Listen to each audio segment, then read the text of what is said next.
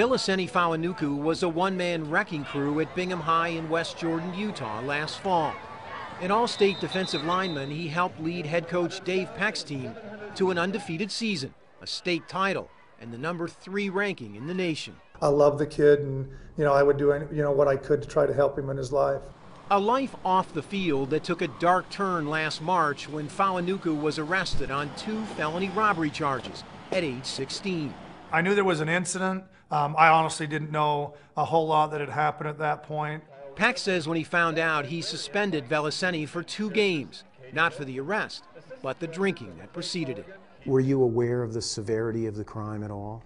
Not till, there was a point where I became aware of it, but I was not aware of it, within months even of when it happened.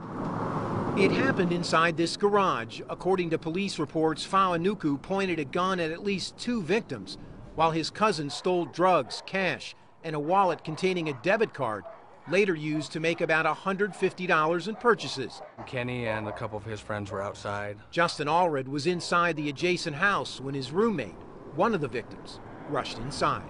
Look on Kenny's face, he was scared to death. He didn't know what happened, he was Scared to death? Oh, in fear. Those guys weren't playing around. They were, he thought he was going to die. He thought he was going to die? Yeah, he told me he had a gun 2 inches from his face. Lead Detective Chad Hahn said 2 of the victims described the gun as a 9mm pistol, attached to a chilling threat made by Fauonuku. If they called law enforcement, they'd do bodily harm to them. Bodily harm meaning what? Death. As evidenced by this email, Viliseni's exact words were said to be, "I better not hear this on the news, or I'll come back and kill you."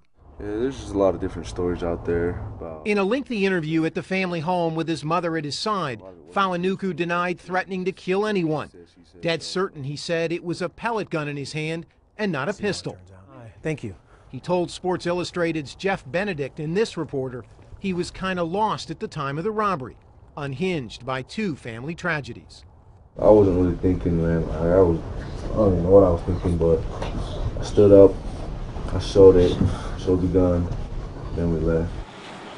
Fauonuku was originally charged as an adult. The case was later sent to juvenile court, where he admitted to a single count of 2nd-degree felony robbery and was sentenced to probation and 125 hours of community service.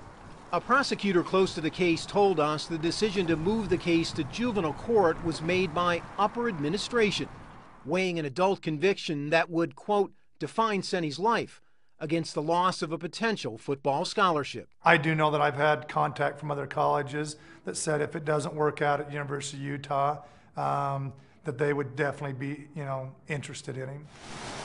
As it turns out, after successfully completing community service and probation, Fauonuku's actions will be recorded by the court as a delinquent act and not a crime. The reclassification paving the way for him to accept a scholarship to play football at the University of Utah next season, which has a school policy prohibiting the signing of felons. Armin Katayan, CBS News, West Jordan, Utah.